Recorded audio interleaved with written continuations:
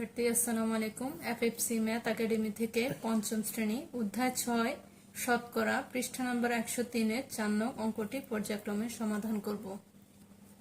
Dear student, প্রশ্নে বলা আছে কোনো একটি কারখানায় একদিন 90 জন শ্রমিকের মধ্যে 40% অনুপস্থিত থাকলো। ওই দিন কারখানায় উপস্থিত শ্রমিকের সংখ্যা কতজন?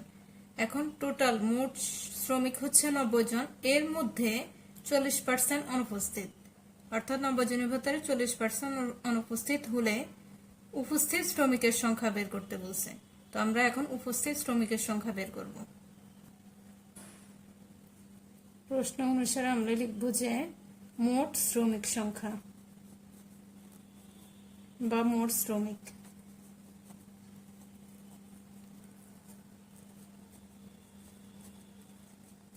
মোট শ্রমিক 90 জন, অনুপস্থিত ছিল, অনুপস্থিত শ্রমিক হচ্ছে 40%। অনুপস্থিত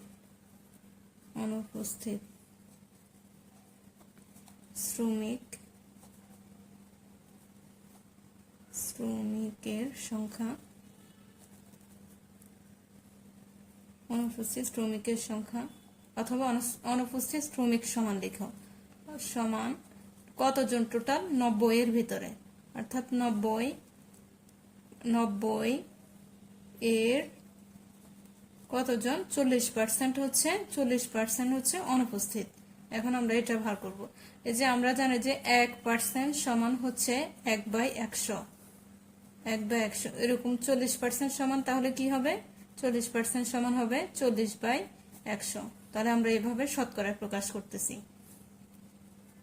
সমান 90 এর মানে হচ্ছে গুণ চিহ্ন, গুণ 40% মানে 40/100, 40/100।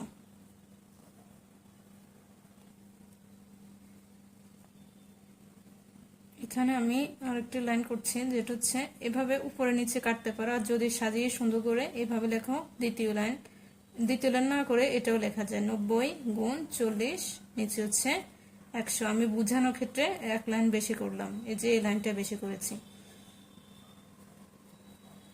এখন 0 দুটা কাটবো উপরে নিচে, 0 এই 0 এই 0, 4 9 36, অর্থাৎ অনুপস্থিত শ্রমিকের সংখ্যা হচ্ছে 36 জন। এখন বলা আছে যে মোট শ্রমিক 90 জন, অনুপস্থিত শ্রমিকের সংখ্যা হচ্ছে 36 জন হলে অনুপস্থিত শ্রমিক 40% বলছে, কিন্তু কতজন সেটা আমরা বের করেছি যে 90 জনের ভেতরে 36 জন হচ্ছে অনুপস্থিত ছিল, মানে আসেনি। তাহলে আর কতজন উপস্থিত ছিল? তাহলে আমরা লিখব উপস্থিত শ্রমিক, যেহেতু 90 থেকে যদি 36 জন চলে যায়, বাকি শ্রমিকই তো উপস্থিত ছিল। উপস্থিত শ্রমিক সমান মোট শ্রমিক হচ্ছে 90 জন, 90 জন থেকে 36 জন আসেনি। 90 জন থেকে 36 জন যদি না আসে, আর বাকি যেগুলো ছিল ওইগুলো হচ্ছে আমাদের উপস্থিত ছিল, অর্থাৎ ওই দিন কাজ করেছিল। এখানে 10 ধরতে হবে, 0 থেকে 6 জানা 10 ধরলে 10 থেকে 6 চলে গেলে 4, আর এখানে যেহেতু 10 ধরেছি তাহলে 1 এখানে দেব 4, 9 থেকে 4 চলে গেলে 5, 54 জন। অর্থাৎ এখানে সুতরাং দিতে হবে, এখানেও সুতরাং উত্তর এখানেও দেওয়া যায়, ব্র্যাকেটে উত্তর দেওয়া যায়, উত্তর 54 জন। উপস্থিত শ্রমিক হচ্ছে 54 জন।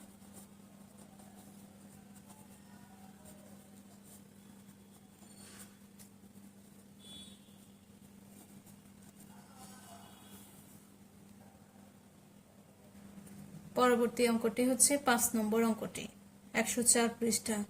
মনোবী চাকমা বাগান থেকে 10 ডজন কলা সহ, এখন এখানে বলা আছে ডজন, আমি একটু পরে বুঝিয়ে দেব।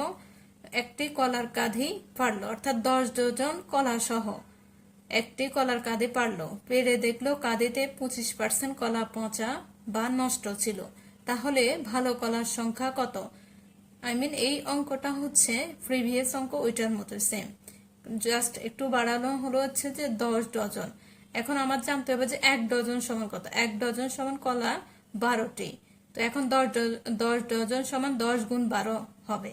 তো ওই অতগুলো কলা ছিল। এখন ওই কলাগুলোর ভিতরে 25% পচা বা নষ্ট হয়েছে, অর্থাৎ কলা যদি 100টা হয় 100টার ভিতরে 25টা নষ্ট, আর বাকি ভালো কলার সংখ্যা বের করতে বলছে। তাহলে ভালো কলার সংখ্যা বের করতে হলে আমাদের কি করতে হবে, যে পচা কতগুলা পচা বা নষ্ট হয়েছে, এখানে কিন্তু জাস্ট পার্সেন্টে বলে দিছে, কিন্তু কতটা নষ্ট হয়েছে বা পচা হয়েছে ওটা বলেনি। এখন আমরা আগে বাইর করব হচ্ছে পচা বা নষ্ট হয়েছে 10 ডজন থেকে কতগুলো কলা নষ্ট হয়েছে, তখন আমরা ভালো কলার সংখ্যা বের করতে পারবো। এখন বলবো যে আমরা জানি যেহেতু প্রশ্নে বলা আছে 10 ডজন কলা,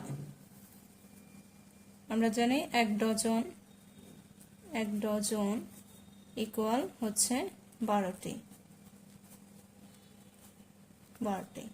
সুতরাং 10 ডজন 12 গুণ 10 টি। খেয়াল করবা যে 10 গুণ 12 না, 12 গুণ 10 দিতে হবে। 12 একে 12 0টি, অর্থাৎ টোটাল কলা হচ্ছে আমাদের কতটি, 120টি। এই 120টির ভিতরে কতটি নষ্ট হয়েছে, 25%। তাহলে পচা বা নষ্ট হওয়া কলার সংখ্যা, পচা অথবা নষ্ট কলার সংখ্যা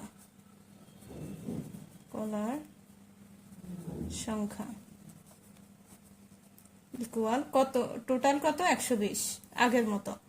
আগের অঙ্কটার মতো 120 এর কত পার্সেন্ট নষ্ট হয়েছে বলছে, 25%। তাহলে আমরা 25% লিখব।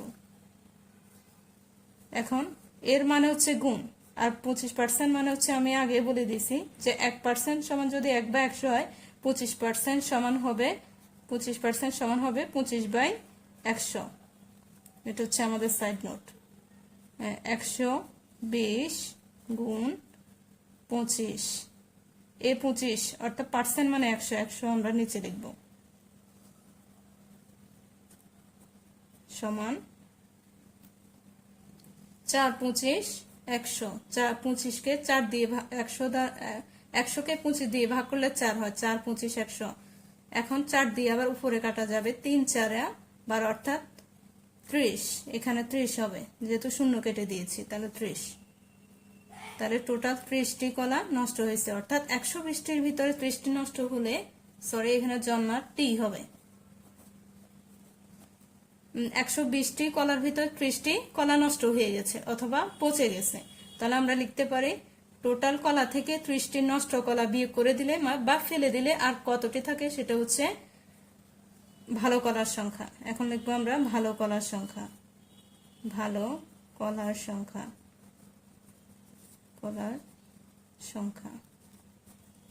সমান মোট কলা হচ্ছে 120 বিয়োগ পচে যাওয়া কলা হচ্ছে বা নষ্ট হয়ে যাওয়া 30টি। এখন ভালো কলা 120টি থেকে আমি যদি 30টি ফেলে দিই, আমরা তো আর পচা কলা কেউ খাই না, তাহলে আমরা ফেলে দিতে হবে, ফেলে দিলে বাকি যেগুলো থাকবে ওগুলো হচ্ছে ভালো কলা। এখানে 0 থেকে 0 আর 12 থেকে 3 চলে গেলে হচ্ছে 3 9 10 11 12, অর্থাৎ 90টি।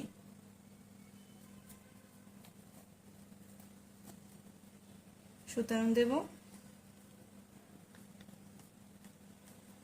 ভালো কলার সংখ্যা হচ্ছে 120 বিয়োগ হচ্ছে 30, অর্থাৎ 120 থেকে 30 চলে গেলে 90টি, অর্থাৎ ভালো কলা হচ্ছে 90টি। এখানে উত্তর লিখে দিতে পারো, আবার আলাদা করে উত্তর লিখতে পারো। আমি এখানে উত্তর লিখে দিলাম। ভিডিওটি ভালো লাগলে লাইক, কমেন্ট, শেয়ার করুন এবং আরো গণিতের ক্লাস পেতে এফএফসি ম্যাথ একাডেমির সঙ্গেই থাকুন। ধন্যবাদ।